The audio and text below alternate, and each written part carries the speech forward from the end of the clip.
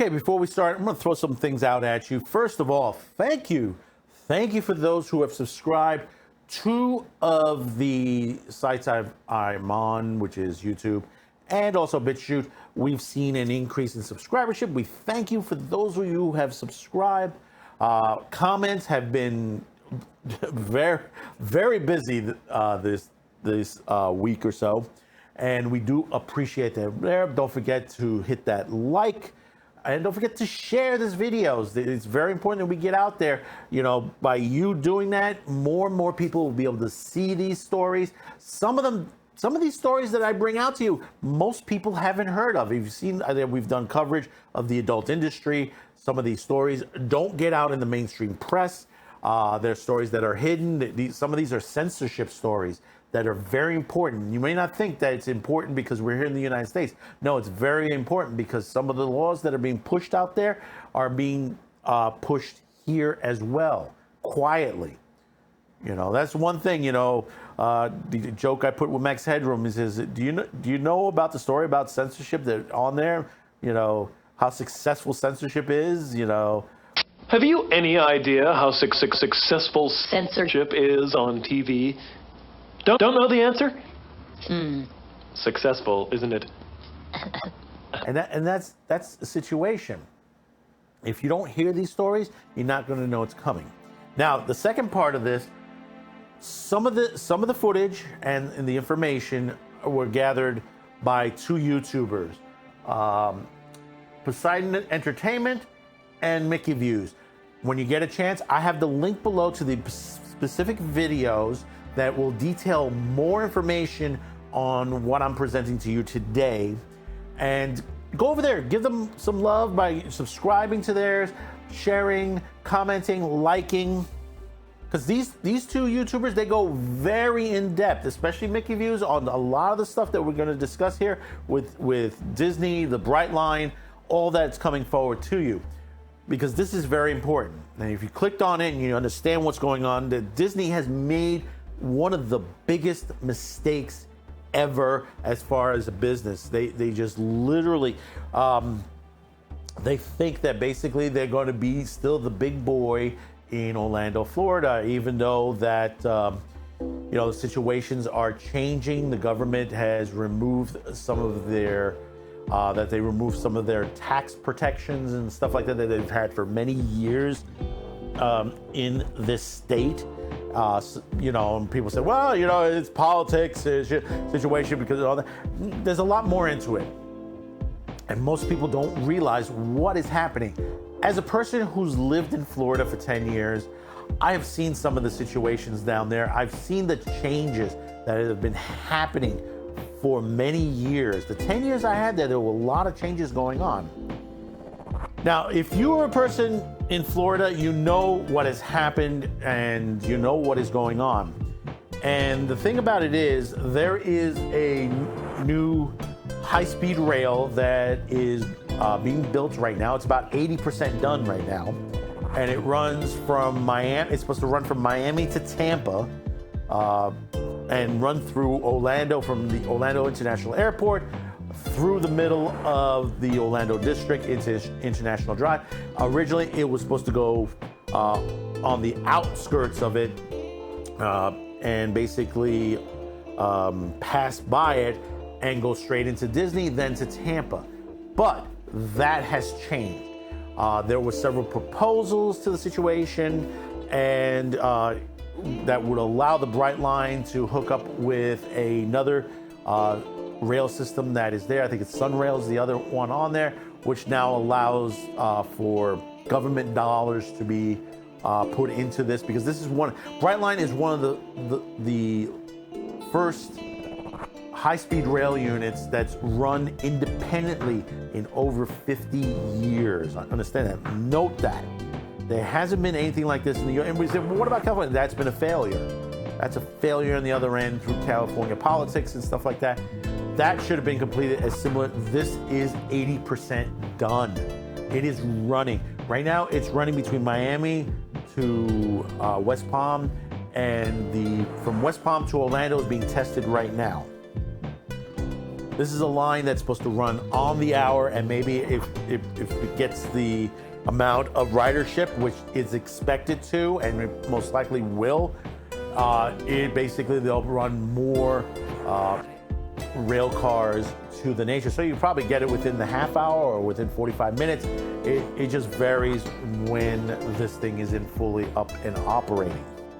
Now, to take you back years ago, when I was a kid, I used to go to Florida. My family, we used to go take trips to Orlando and go to Disney and stuff like that. And this was about the time right before Epcot. And during Epcot, when Epcot finally opened up as well.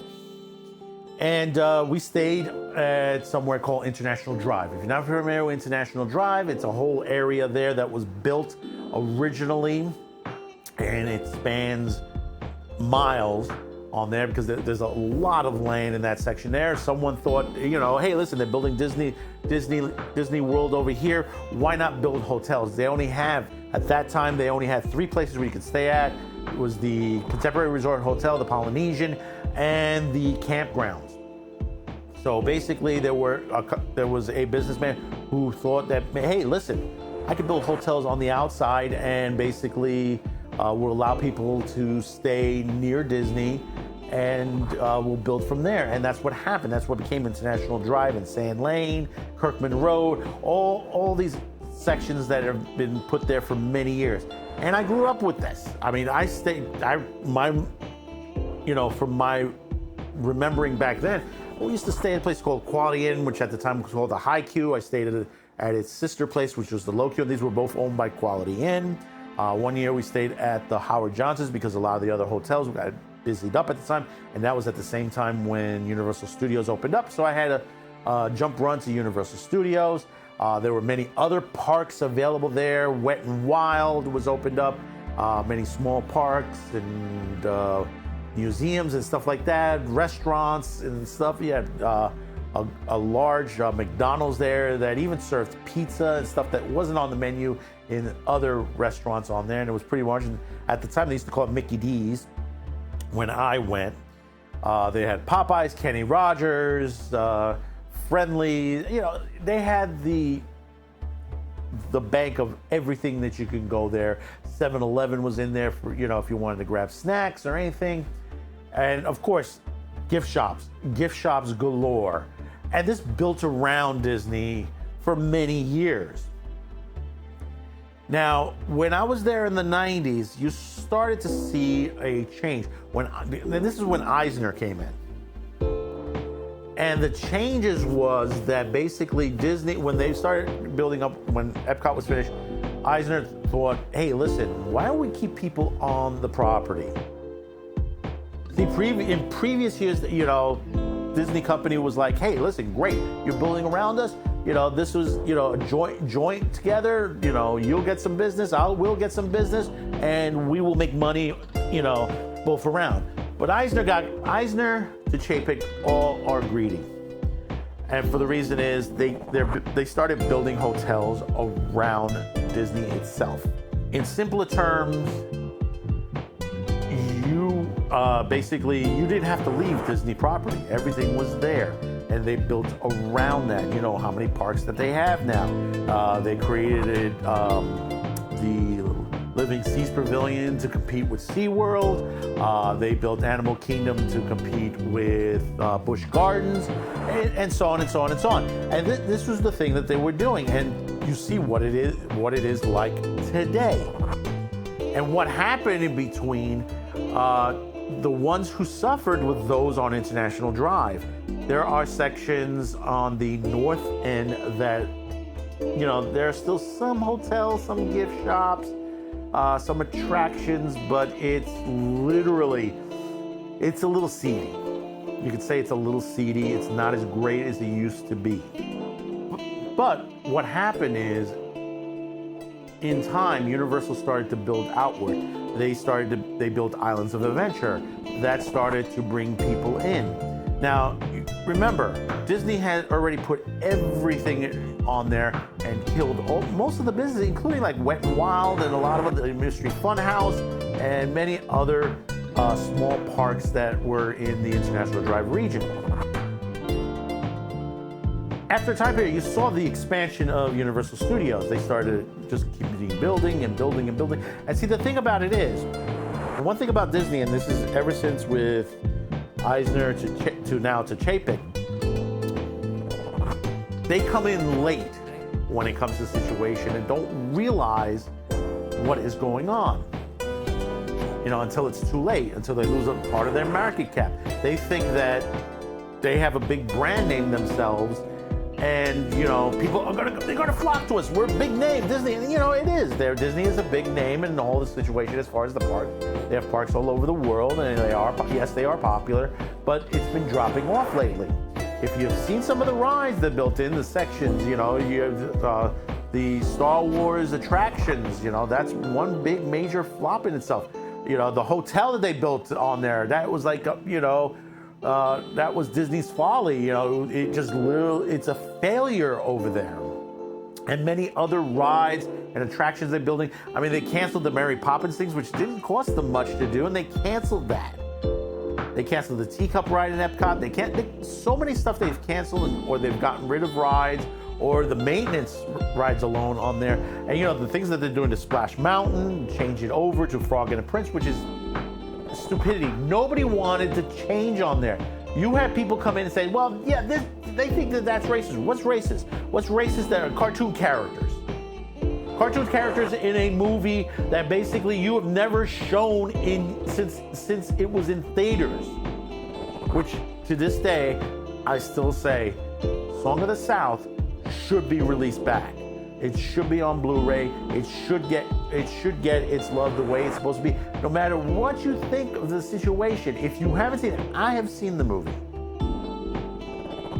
And what it is, it's storytelling.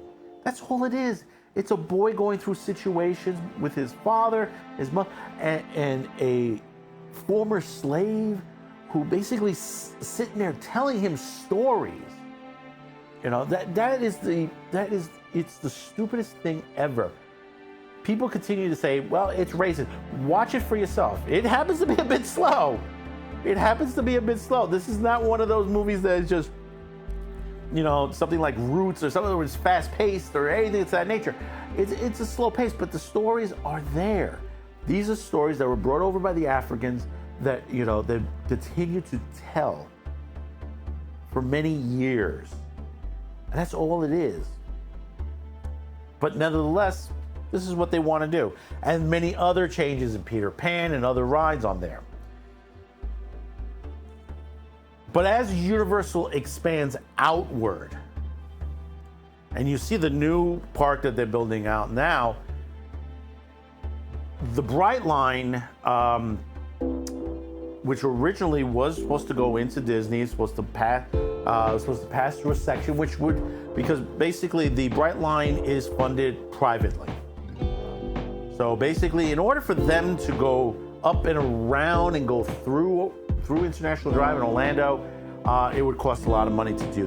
But someone came across with a proposal, and this was backed by many other companies, including Universal Studios, Hilton, the Department of Tourism in Orlando, is to reconnect the Brightline, bring it upward to the Orlando Convention Center through the Sunrail line, which will help connect Sunrail to the airport, which that would be a big push for that. And it would give them federal dollars. See, that's the one thing that they weren't getting, was federal dollars. Now you've added the Sunrail, which is run by under federal dollars. You boost the ridership on Sunrail, and you get federal dollars to help finish the project. Now, the thing about it is, Disney wasn't returning any calls, and that, you hear this from Mickey Views. They weren't returning the calls to the situation with the changes so they can readjust, because one of the major things with the new adjustment is changes would have to be made down the line over toward Disney, because the way the rail would run, it would be a tight corner, so it would have to be changed to a different position probably further down a bit before going into Tampa. And Disney didn't want to put any money on it. They're just literally, and they put out a person, we're not interested in it. No, thank you. We will handle our own business our own way. So basically, the way from what I understand from Mickey Views, is that the line will go up to the crossroads, what used to be called the Crossroads, which is the early Disney Springs section, and then turn there into Tampa. And that's building up because that was bought by, I believe that was bought up by Florida. The property was bought up by Florida on there. And Universal Studios and many others are donating land to this project. The station, one thing about it is train stations cost money. It costs a lot of money. You have to have something like over a mile of track, the station has to be enormous enough to handle the train. And, of course, you're putting in a hub where you have to have transportation, taxi service, bus service, where, people want to go other places. And as it's built, and getting back to the International Drive part of it, there are companies coming in, buying sections of it. If you go to the northern part of International, I think it's towards the Sandy Lane, I think it is, right in that area. Things are, like I said, not so great. But the thing about it is, there are people interested in some of the places there. I mean, there are some attractions that are shut down, that are no longer open, and then there are new ones that have opened. There's a newer aquarium, Icon Park, many other things that are throughout International Drive. There are new hotels slated. There's literally a rapid cleanup. Even at the point, even Lionsgate bought out a property section, interested to put an indoor roller coaster and everything with a tower situation. This was 2020. We haven't heard too much about the Lionsgate project here in 2022. Has it been canceled? Nobody really knows. It may be still being negotiated, because I know one of the things is that they were supposed to put up a tower for the roller coaster, which was supposed to swing around, but it was blocking off the Harry Potter section on there, and Universal didn't like that. So probably things are changing on that. We may still get it, but it's probably taking time. It's going to take money. But other companies like Ripley's Believe It or Not Museum, they have land behind them. Expected for them to expand, because supposedly their corporate headquarters is supposed to move to Orlando. So they expect to be expanding that section there. Other rides are coming in. There are race car go-kart rides, high-speed ones, many other things that are slated. Universal has a lot. And you got to remember, you have Nintendo Land going to be opening up in the new park in there. And you already seen what's going on in Japan. You've seen the footage. The ride looks great. The rides look great on there. And there's another ride slated, which is the Donkey Kong roller coaster ride, which will be right behind it, which is also being built as well. Now, what is the other section? It looks like from the perspective pictures on there, the proposals and stuff like that. More roller coasters. There's supposed to be a Universal a Monsters ride, whether it's Dracula's Castle or a Creature from the Black Lagoon ride. We're not certain to the situation because there's so much going on, and there's a lot planned. Now, you may say to yourself, well, what is the difference between the way Disney put their up and Universal? Universal is not closing themselves out. Disney closed themselves out from the external. They wanted to be away from SeaWorld and Universal Studios, International Drive. By Universal building up, they're rebuilding International Drive. And the things to come forward, you're hearing 2040, the number 2040 being thrown out, Project 2040, because this is what, in the next couple of years, you're going to have that next park. Universal is already looking ahead. They're probably going to have a fourth park coming. All you have to do is look over the overview of what's going on, the construction that's going on there. There is so much going on. With this brightline, this tendency could bring, millions of people in and out of the area and bring billions of dollars. Already the convention center makes, I think, over $3 billion a year on just the convention center alone. Bringing the conventioneers from the airport directly to the convention site where the hotels are going to save a lot of time. You got to remember, Disney has eliminated their free bus service to and from the airport. That doesn't exist anymore. People are left out to either rent or basically rent a car or use Mearns or any of the other companies that are there to bring them to the Disney site. This was the thing to bring Disney customers to the parks, and yet they refused it. They said, they've become they were with it at first, but now they're like, nah, we don't want it. We have our customers. They'll find us. This is their thought processes. This is the reason why Disney has been failing. They're going to put more money into the streaming sites, stuff that doesn't work well in the parks. You've seen the rides, the type of rides that they're putting in these parks right now. This is not the Imagineering. A lot of the Imagineers that used to work for Disney are now working for Universal. You've seen how it flows. People have said when it comes to the Star Wars section of the park, that's more of a cash grab to merchandise. It's like merchandising. You remember Spaceballs, that situation. Walk this way, take a look. We put the picture's name on everything. Merchandising, merchandising. That's the thought on it.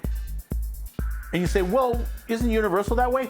No, the way Universal has been building this stuff, and especially it's brilliant in Harry Potter Land, is they built the rides, they built the attractions, and then brought in the merchandise to surround it, but in a way interactive with what you're getting, like with the wands, the butterbeer, all that stuff that's on there, and it still makes it fun.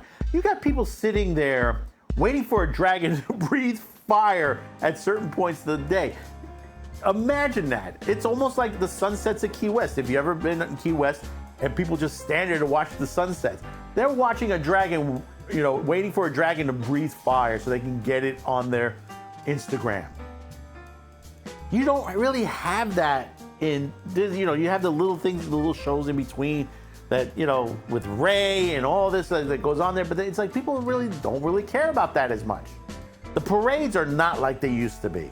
I criticized, you can find my video back, I criticized the 50th anniversary. The anniversary for Disney World. There should have been a lot of celebrities. They should have gotten Kurt Russell, the Osmonds, several other people that were there in the beginning to entertain the people. No, they didn't do that. They didn't do that at all. It wasn't the anniversary on there. If Disney was still alive today, the extravaganza that would have been just like the day the park opened. The fun, the adventure. There is no fun and adventure like it used to be at Disney. There's more fun and adventure at Universal Studios because they're doing their job. They're here. These companies are here to entertain, not to interject the politics. And you've seen the politics come out of Disney. Universal doesn't throw that out. If you notice, they don't comment on those situations in Florida. They're there as a business. This is why Reedy Creek was pushed out to the situation, because basically they were gaining stuff that no other company, not Universal or any other Busch Gardens, was gaining from Florida. And that's not a fair business level. Disney was not on a fair track level with everyone else in the state.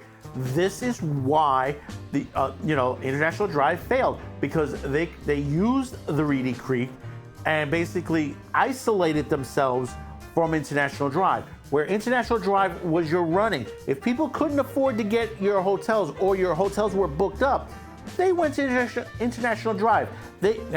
Listen, I stayed out on International Drive. They had great hotels at the time I went. As I said in the beginning of the video, I used to take the Rabbit Transit, Merit, anything that get me into the park. When I was living in Florida, me and my friend, used to rent a car, drive up to Orlando overnight. We'll arrive, like we would leave like very over, like 2, 3 in the morning. And by the time we get there, it's sunrise. We check in, have some breakfast, cup of coffee, get into the parks and enjoy ourselves. And we did that on multiple times. And we used to get deals because we were Florida residents. I was a Florida resident at that time, and I worked for one particular company at the time, which was one of the major retailers down there, which also, being an employee, allowed me to get additional discounts, hotel accommodations, rental discounts. I used to get a second day at Universal Studios for free. Disney, I used to get, at the time, it was 3 parks going into 4. Fourth wasn't even ready yet. 3 parks for $100. Back and forth. I can go back and forth as much as I want. Those were the days. And Disney was packed then. They were making money then. Now they want to drag more money out of you. $5,000 for a drink at their freaking Galactic hotel, freaking whatever the freaking they call it. I mean, that's ridiculous. That's the old joke for Jurassic Park. Oh, maybe we'll have a coupon day for the poor. Because that's what they don't. They're going to milk out the people on there. Universal's not doing that. They're not doing that. The people around them, all these smaller parks and stuff like that, they're not doing that as well. Now, you may bring up, and I know someone will bring up the comment, but what about that section that had that accident with the kid? It was tragic. It was tragic. Now, understand that the ride owners and I think that was part of the Icon area, if I'm not mistaken, on there. That particular ride is an independent ride that basically was put up by one group. And I think they only had 2 rides there. That was one of the 2 rides. Has nothing to do with any of the other rides that's on there, including there's a giant swing ride tower, which basically is supposed to be the key front of the whole area. That ride is not part of this group. I mean, mistakes were made, tragic mistakes, and people are going to end up paying for it at the end. Is it going to put that company out of business? The lawsuits are going to be big. It's a possibility. Safety has to be on there, and if you don't do your safety checks, this is what happened. And let me tell you something. Disney's been through this a good number of times itself, but they're not as criticized as much as this particular case has been. So you see the difference. This is the reason why the Reedy Creek rules and everything that they've signed off on, this is the reason why they needed to go. It's not only for the politics, it's for the situation around this, the business end of it as well. My mother says, there are people out there that they think their shit don't stink. And that's what Disney's the way it is. They think their shit don't stink right now. They think that they are the glorified, that they're the trademark of Orlando. Yes, for many years they were. But, you got to remember, there are other amusement parks on there. You have Busch Gardens, you have, I think Gatorland is still there. You have other events besides Universal. You have Icon, like I said, Icon Park. There are other sections. There's a great aquarium in there. There is other companies that want to come in and build.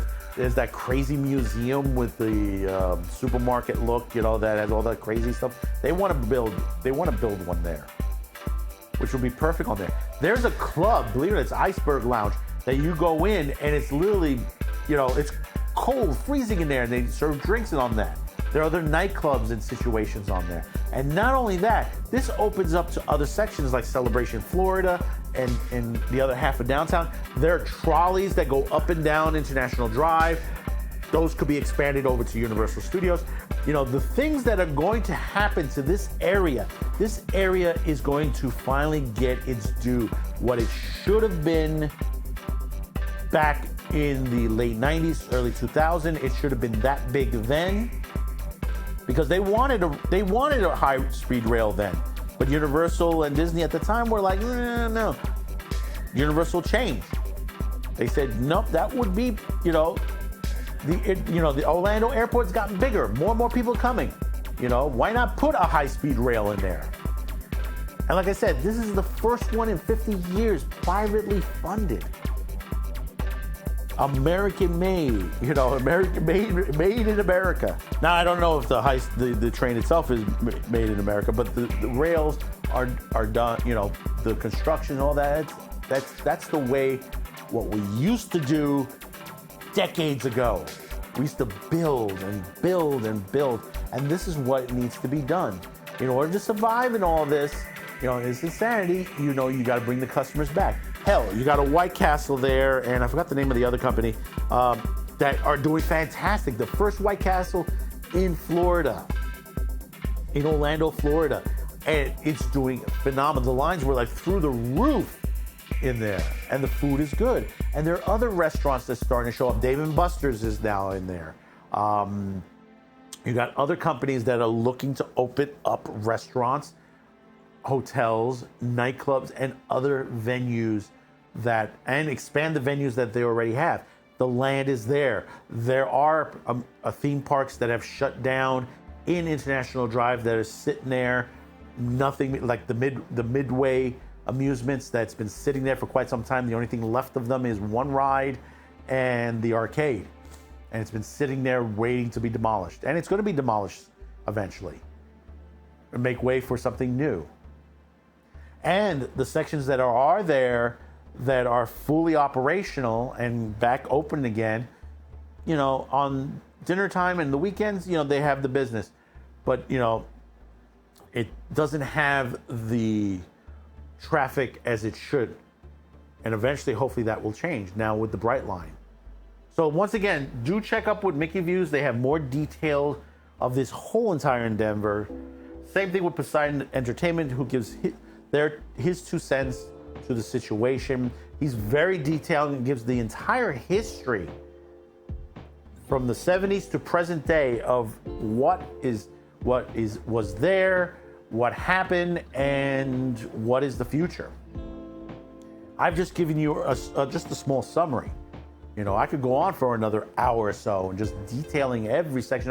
I'm going to continue to monitor this, and for the reason is, like I said, this is Disney's big mistake. What is going to happen next? Let's see what happens. There's a lot coming to Orlando. You hear that also from Geeks and Gamers and all the other guys out there that are in that Florida region. Lorena Creo, who's gone into the parks also as well. Resort TV, and many other Disney and theme park enthusiasts, YouTubers that go into these parks that bring you live coverage of the theme parks themselves. So comment freely in the comments line below. Subscribe, like, share. Thank you for tuning in, and we will see you on the next one. Thank you very much, and bye-bye now. May the Schwartz be